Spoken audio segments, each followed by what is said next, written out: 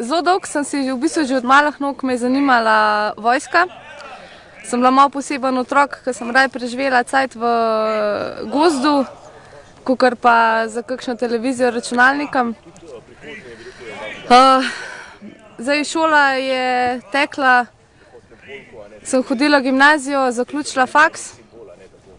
Nato sem šla pa na prostovoljno služenje vojaškega roka, ker me je zanimalo, a je to ali ni. Sem videla, da nekako mi ustreza ta vojaško življenje in način dela s soborci,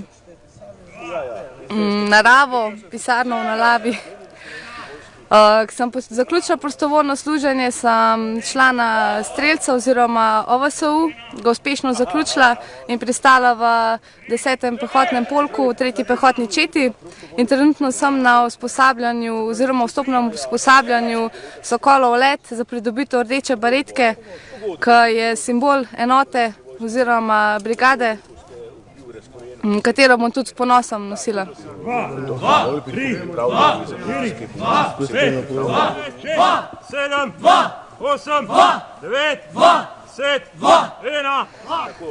Skratka, če si aktiven človek, da si rad v naravi, da se ne bojiš izzivov, je to definitivno poklic zate.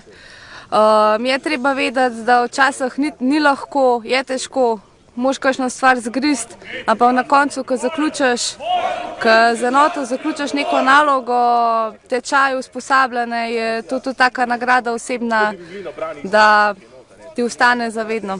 Zato smo tukaj. Prvi! Mi smo!